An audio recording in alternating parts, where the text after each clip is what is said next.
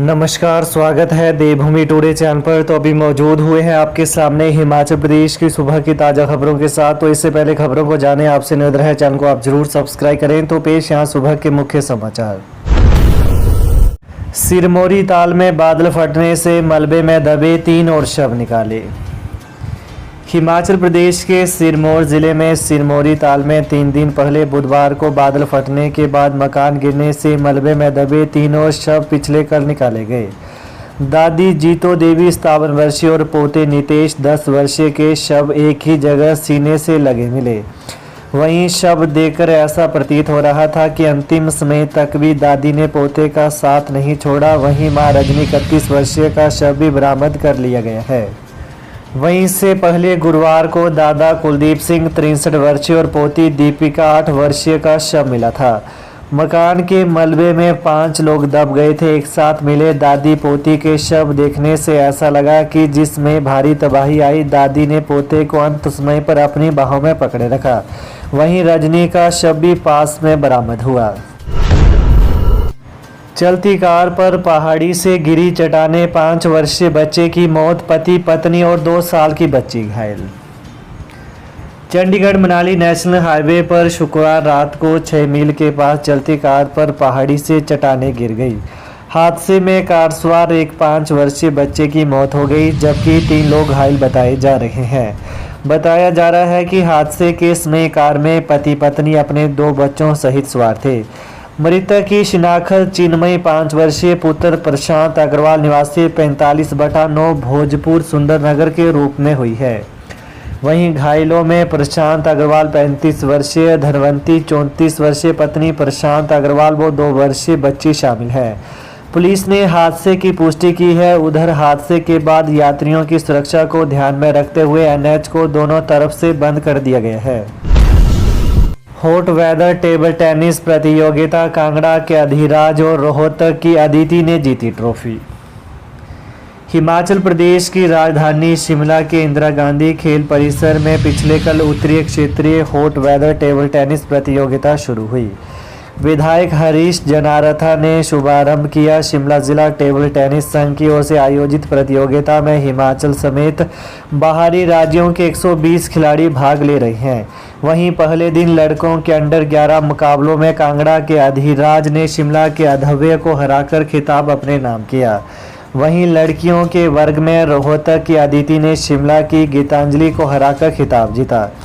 इसके अलावा शिमला की हिमान्य और अराना सूद ने तीसरा स्थान पाया।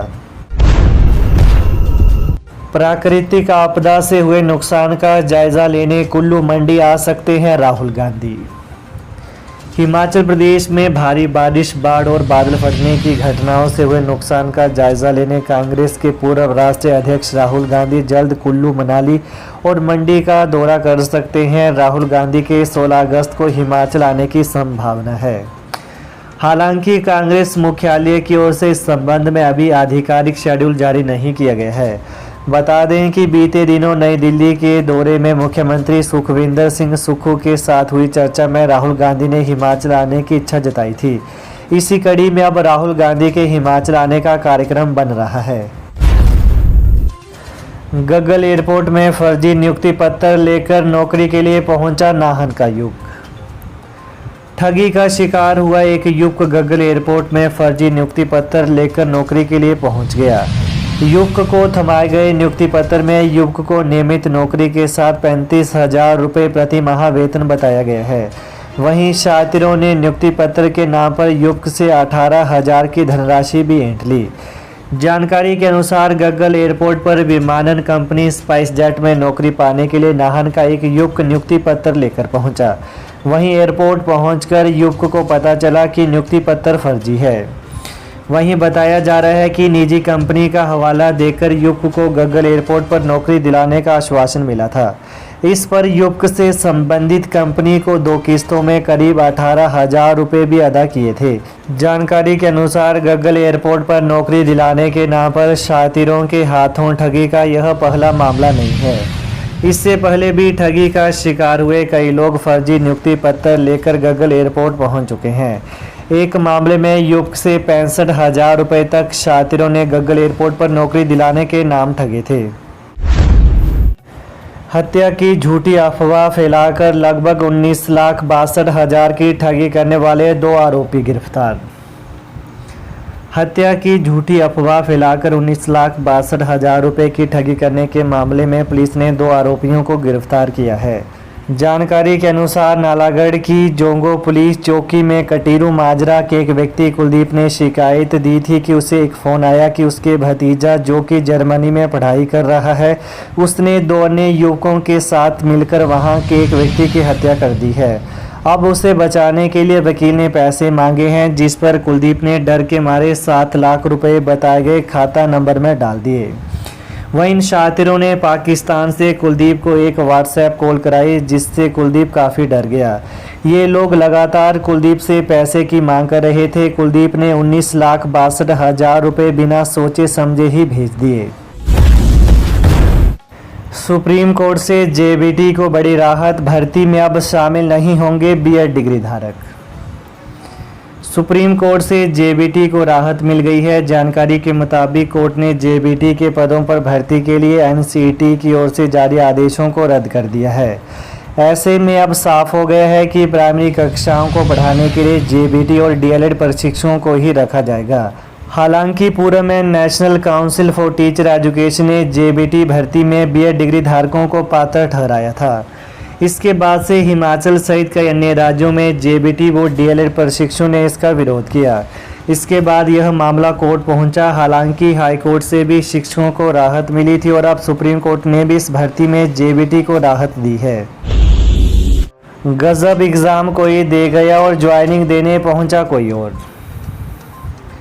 जहां एक और डाक विभाग में लगातार फर्जी दस्तावेजों व प्रमाण पत्रों के मामले सामने आ रहे हैं, वहीं अब जिला शिमला के एक इंस्टीट्यूट में ज्वाइनिंग देने ऐसा शख्स पहुंच गया जो परीक्षा में नहीं बैठा था, अपितु उसकी जगह परीक्षा कोई और दे गया है। ऐसे में मल्टीटास्किंग स्टाफ भर्ती के फर्जीवाड़े का अंदेशा प्रबल नजर आ रहा है। इस आशय को लेकर हिमालयन फॉरेस्ट रिसर्च इंस्टीट्यूट की ओर से छोटा थाना शिमला में मामला दर्ज करवाया गया है। जानकारी के अनुसार जहां राजधानी में पिछले ही दिनों डाक विभाग में फर्जी प्रमाण पत्र के आधार पर नौकरी पाने का मामला सामने आया था, वहीं अब हिमालयन फॉरेस्ट रिसर्च इंस्टीट्यूट में भी ऐसा ही मामला पेश आया है। इंस्टीट्यूट की ओर से दर्ज शिकायत में आरोप लगाया गया है कि जिस उम्मीदवार का चयन हुआ था उसकी लिखित परीक्षा को लेकर सवाल उठ रहे हैं। हिमाचल बिजली बोर्ड में भरे जाएंगे 2,600 पद, निदेशक मंडल की बैठक में मिली मंजूरी। हिमाचल प्रदेश बिजली बोर्ड में जल्द विभिन्न श्रेणियों के 2,600 पद भरे जाएंगे। पिछले कल हुई बोर्ड के निदेशक मंडल की बैठक में इस प्रस्ताव को मंजूरी दी गई। वहीं बैठक के दौरान 20 मई को हुई सर्विस कमेटी के फैसलों पर निदेशक मंडल ने अपनी मुहर लगाई। इसके अलावा टीममेट की पदोन्नति के लिए भर्ती एवं पदोन्नति नियमों को भी संशोधित कर दिया गया है। पुरानी पेंशन बहाली को लेकर अगली सर्विस कमेटी की बैठक में प्रस्ताव लाने पर सहमति जताई गई। तो ये हैं आज सुबह के मुख्य समाचार। तो प्रदेश की ताज़ा खबरों को पाने के लिए देवभूमि टुडे चैनल को आप जरूर सब्सक्राइब करें। धन्यवाद।